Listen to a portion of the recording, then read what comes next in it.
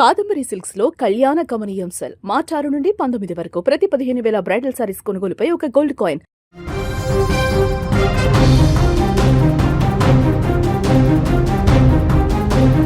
జగిత్యాల జిల్లాలో యూట్యూబర్ వైష్ణవి హత్యోదంతం ఇప్పుడు ఒక మిస్టరీలా మారుతోంది. ఇది కేవలం క్షణికావేశంలో జరిగిన హత్య కాదు. దీని వెనక ఒక పథకం ఉందా, లేక భార్య కడుపులో పెరుగుతున్న తన రక్తాన్ని చూసి హరిబాబు భయపడ్డా అనే అనుమానాలు ఇప్పుడు బలపడుతున్నాయి.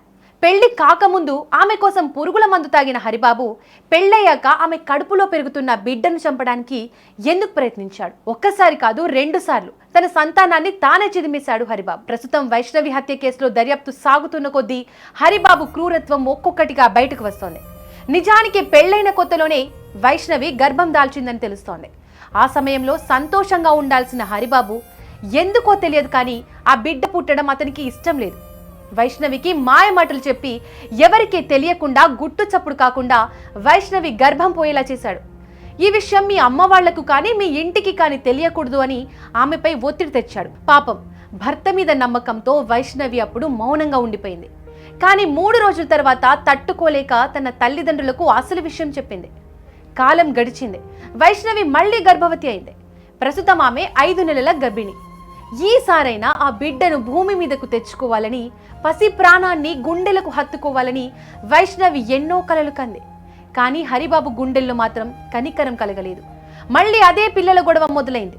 నిన్న రాత్రి జరిగిన గొడవలో తన భార్యను మాత్రమే కాదు, తన కడుపులో ఉన్న 5 నెలల పిండాన్ని కూడా అత్యంత పాశవికంగా హతమార్చాడు. గతంలో ఒకసారి అబార్షన్ చేయించిన హరిబాబు ఈసారి ఏకంగా ప్రాణమే తీసేశాడు.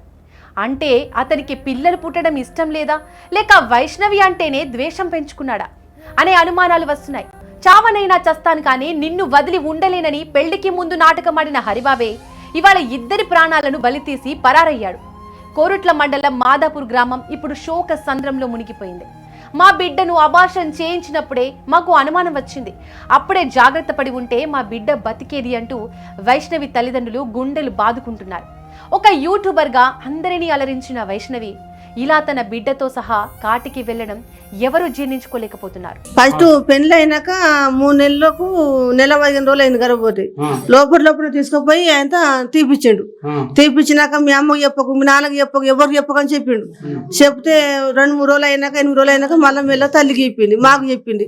ఎందుకు మాకు చెప్పలేవంటే నువ్వు ఎవరికి చెప్పకు అని నెల 15 రోజులు గర్భవతి చేసిండు. తర్వాత ఇప్పుడు మళ్ళా 4 నెలలు. ఇప్పుడు 4 నెలలు ఇంట్లో దొరకొచ్చిండ్రు, ఎట్లా కూర్చున్నారు మాట్లాడుకున్నారు. అలా 4 వచ్చిండ్రు, ఎండ్ల పడితే అలా ఓడిచిండ్రు, చంపేసిండ్రు సార్.